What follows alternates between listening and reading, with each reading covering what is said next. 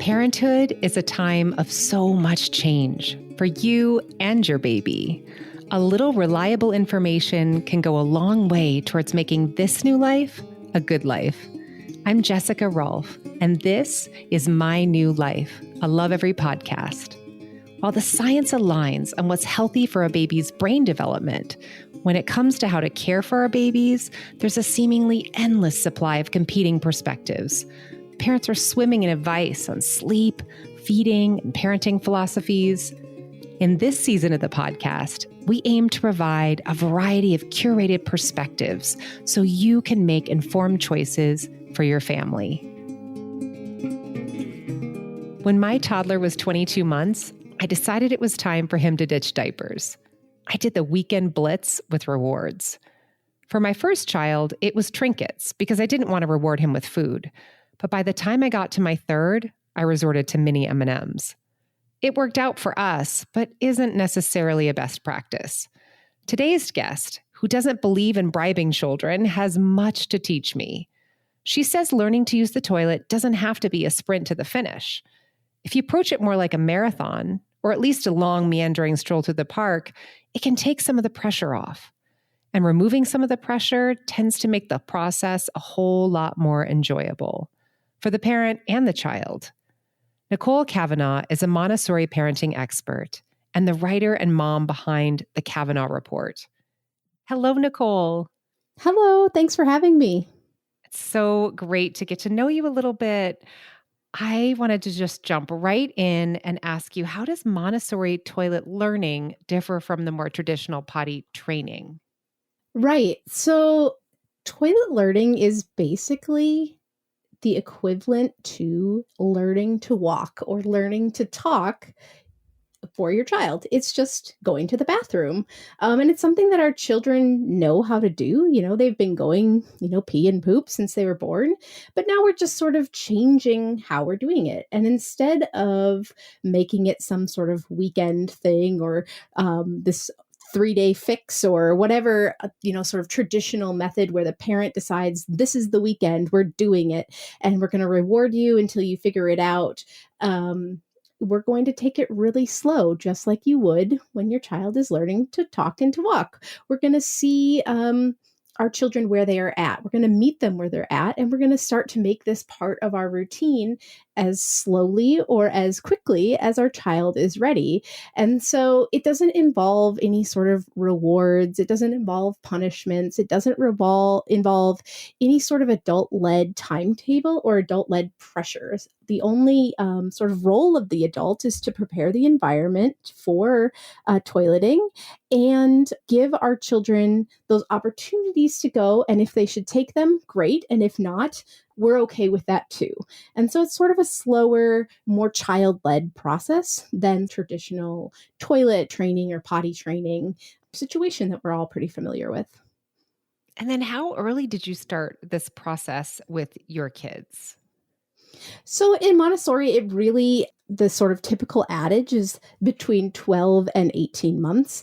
I like to remind people that this is a process that doesn't just start one day magically at 15 months. We're just like, oh, we're doing it now. This is something we're going to be talking and thinking about from the time the child is a baby. And we're not going to do it in like, oh, today we're using the toilet. It's, oh, we're involving our child in diapering as they're getting older. They're a little tiny baby. We're going to talk to them about what we're doing. Then we're going to, change to what we call a standing up diaper change in Montessori so that they can get even more involved. And this is happening as they're an infant. As soon as they're, starting to stand independently, we're starting to think about what it might look like in our home to do some potty learning. And over time, we're going to slowly just sort of make it more and more part of our routine. So it's hard to give you like, this is the age you have to do it by.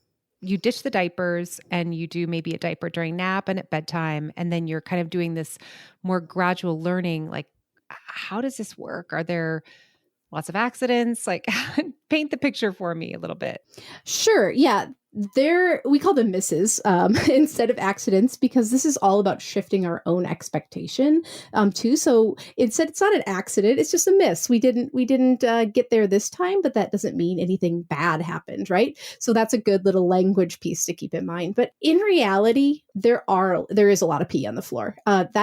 That's the reality for potty training, potty learning, whatever method you're going to take, there's going to be pee on the floor. So it's good to remember that and get that expectation in your mind as well. But backing up to like what this looks like in real life, in reality at home, when you have multiple children, I have 4 children. I can't always have my toddler be in underwear peeing all over the place. And so it can be a more gradual process at home. It might be that, oh, I have a morning off and I've noticed that my 15-month-old is really mobile now. And I've noticed that maybe he grabs his wet diaper when he's peeing, or, there might be just some signs that he's a little bit more aware. I can try putting underwear on just for that morning. We make it a casual process. We're not expecting perfection. We're not expecting that they're going to go. We're just expecting that awareness is going to grow over time. And then we're going to make it part of our routine. And so we might say like, oh, every time we get up from a nap or in the morning, we're going to go right to the potty and sit down. Or after every meal, we're going to get up and go right to the potty and sit down. That doesn't mean that you might not have a diaper on in between, or it might be that some of the time you have an undie on. The process can be a little bit more fluid like that, but it's not going to be something where our adult expectations are that they are going to the potty and peeing or pooping in the potty every single time. We know that it's going to be a little bit more gradual, and we know that they're going to start making those connections between what's going on with their body and what they're seeing and what they're experiencing, the more opportunities they have to do it. So if you go at 12 months and decide we're now only using underwear, you're going to have a lot of pee. You're going to have a lot of that. But over time, you're going to notice, oh, my child is making those connections. And so for me personally, we start, 15 to 18 months, depending on the child, where we really are spending significant portions of the day out of a diaper. And, we take a relaxed approach. So then what kind of time frame are we thinking? Like, you spend a year doing this? Is this about, when are they really kind of more consistently just comfortable going to the potty, wearing underwear, except for maybe at night and a nap time? Right. You know what? I can't give you, this is sort of the frustrating answer, right? Like, I can't tell you when your kid's going to walk. I can't tell you how long it's going to take for your child to like learn to speak. We can't tell you exactly how long potty learning is going to be. In my experience, it's been less than 6 months. I've had some people who I've talked through this process and coached and worked with that, after the first week, their child is mostly making it to the toilet. And so it really depends on the child, how much you're using underwear, just their temperament really plays into it. Your environment can play into it. And so there are just a lot of factors. And I think it's important for parents to get less focused on what the timeline looks like and more focused on that this is a process, and however long that process is, this is what it is. We can't change what our children need or want in any particular moment. We can just meet them where they are and really enjoy that moment that they are in and start to see it as this learning opportunity. Just like we're excited when they're starting to learn their colors, and we're excited when they're taking their first steps. We can be excited that they're starting to make these connections between their body and our societal expectations of using the toilet. And so it can really be that relaxed sort of meet the child where they are process.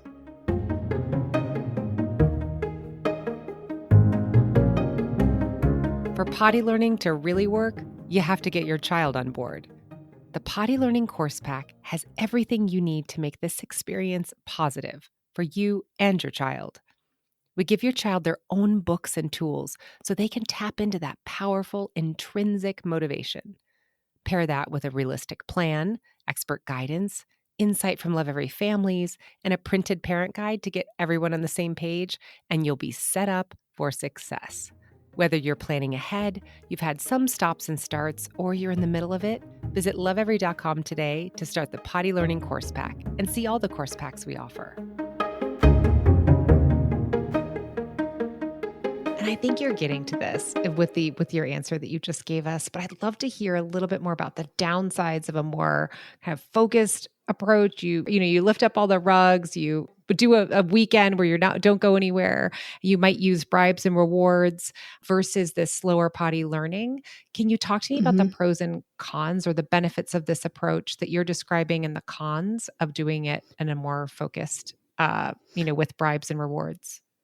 Well, so the problem with bribing and rewards is that it removes a child's intrinsic motivation to do whatever task you want them to do. And so in Montessori, we don't use rewards or praise for anything. And so we really want to protect and nurture their intrinsic motivation to follow and understand their own bodily needs. And so giving them that opportunity to really figure it out on their own, you're going to see a lot more long-term success. I think there's a big fallacy in sort of this potty training world, where people think like, oh, I have my weekend and there's never any accidents after that.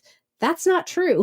It can also take a really long time. Kids and parents get so frustrated, and kids get very frustrated, and the process is very stressful. I mean, who's like, oh, yay, we're potty training this weekend? No, it's this huge dreaded moment between the child and the parent. And it's fueled with tantrums, and it's fueled with power struggles. And then you're continuously for months after that dealing with a child who, yeah, maybe peeing in their pants. And you're like, why are you still doing this? It didn't work. What have I done wrong? Or what is wrong with you?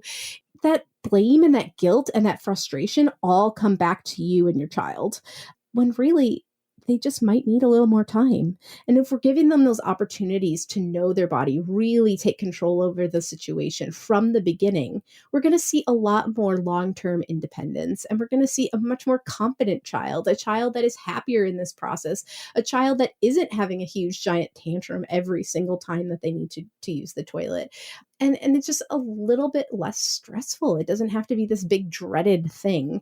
It's just a new part of life. It's just this next phase in your child's development that you get to sit back and enjoy.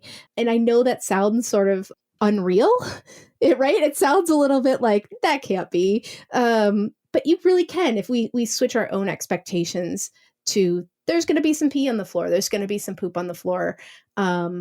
And we're going to be okay with that. And then they're going to learn, and they're going to have that accomplishment all to themselves. This is going to be something that they feel really good about. Well, I love how you described that. And, speaking of stress, you'd mentioned a little bit of stress. Poop Mhm. can be kind of stressful for both the child and the parent. Can you talk to us about how your approach, like what's been your personal experience with children and your children and pooping? Have they been afraid of pooping in the potty? Do they hold the Mhm. poop until the nighttime diaper? Do they get constipated? Talk to us about poop. Poop is weird, right? Like I feel uncomfortable saying the word poop as a 36-year-old woman, right? Like this it's weird in our society. We have a distance from it, like a healthy distance, right? Like I don't want to feel like we should all be like more into it, but it's the same way for our children. We spend so much of their, toddler and their babyhood telling them, "Oh, this is stinky. Ew, that's gross. Don't touch it. Don't do this." And then we expect them to poop in a tiny little toilet and have it be right there next to them and then not freak out. And I think so much of that is just preparing them a little bit ahead of time and shifting. If you have a younger child, if you're listening to this and you have an infant who might be, thinking about potty learning or potty training, stop with the nonsense that, oh, this is stinky or gross during their diaper changes. Start explaining to them, oh, this is poop. You pooped.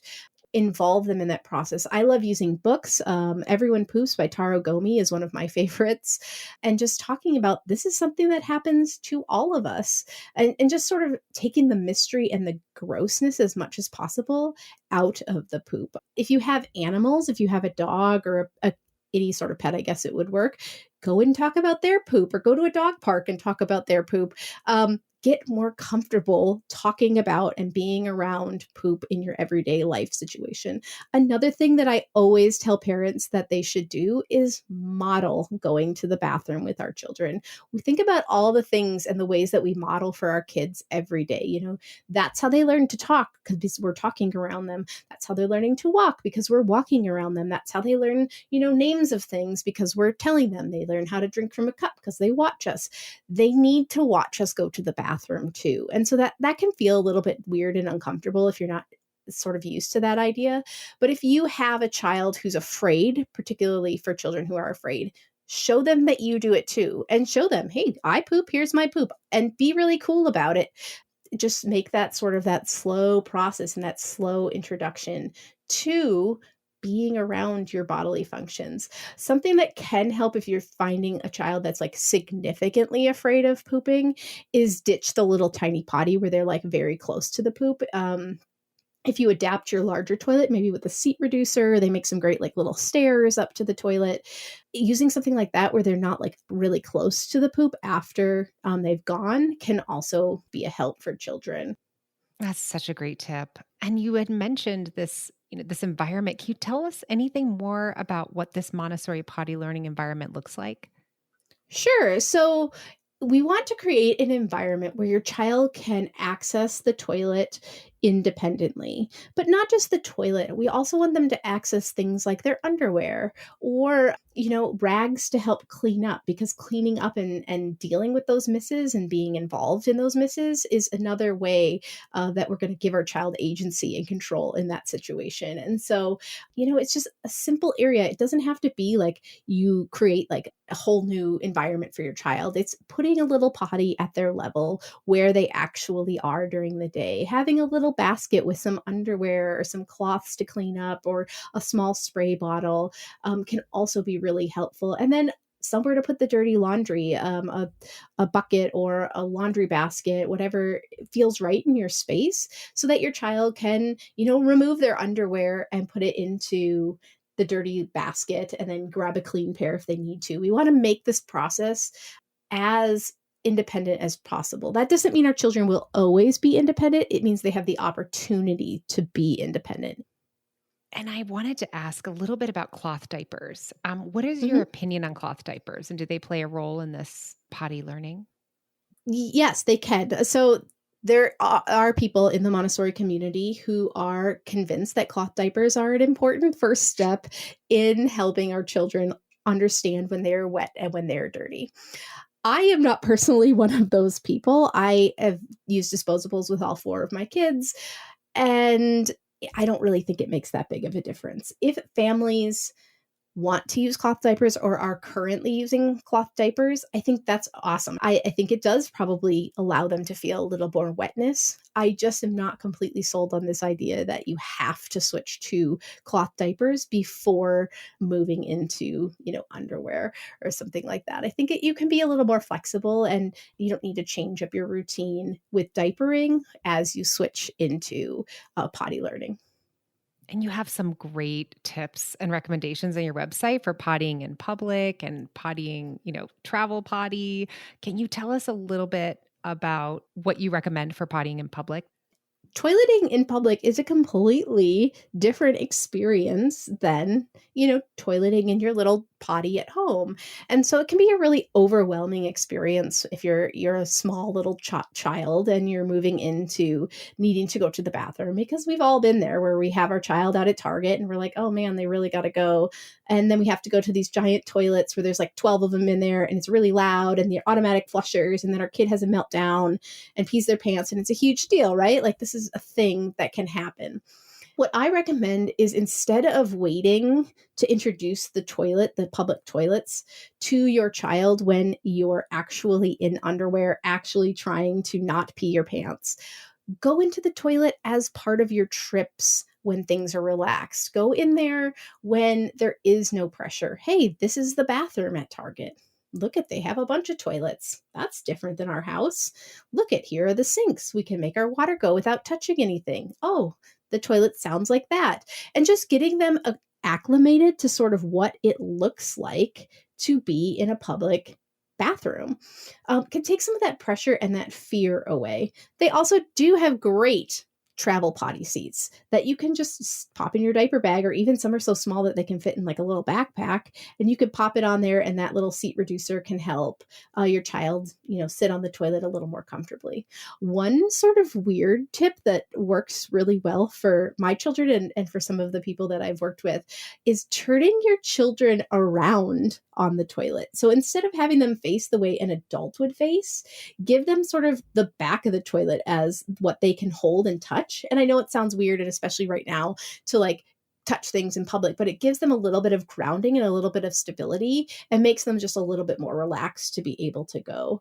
Another great tip is have a pack of Post-it notes in your backpack or your diaper bag and put it over the automatic flusher so that it doesn't automatically flush while your child is going, because that can be really loud and scary too. And then you could just grab one and then remove it when you're done so that the flusher goes off. But it's again, it's just a process of making it more comfortable and as independent as possible for your child, and really having your expectations in check. Not that they're like giving you a hard time by peeing their pants and like not wanting to use the toilet. That for us is the exact same. For them, this is a really new environment and a new experience. So we just need to introduce them to it the way we would introduce them to, different types of animals at the zoo. We just have to like treat it as that same type of learning experience. Oh, those are such great tips. How about nighttime and nap time? What do you recommend for those times for potty learning?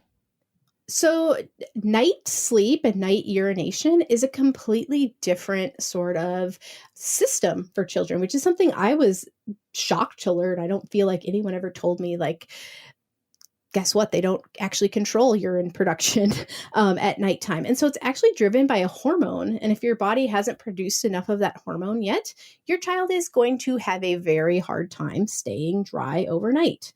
It's sort of a waiting game. It's actually developmentally appropriate for children to wet the bed until age 7. Pediatricians are going to tell you, yep, it just happens. So sometimes we get really hung up that like if our children are daytime dry, that they also should be nighttime dry, but that isn't necessarily the case. So I recommend waiting until your child is mostly or consistently dry at their diaper when they're waking up to make the switch. And I've done that for several of my children, and then it's just like, oh, we're wearing undies now, and that's it. There's really no process that it has to be. Once they're ready, they're ready. But that readiness can take a while because it's just about hormone production. And honestly, if you're finding yourself with an older and older child, ask your parents, ask your grandparents, because it runs in families. Apparently, it's genetic what this age of hormone production is. Similar for naps. If you're noticing that your child is waking up wet, that's okay. You can stick with that diaper until you're noticing that they're staying dry for those couple of hours that they're sleeping, and then just make the switch.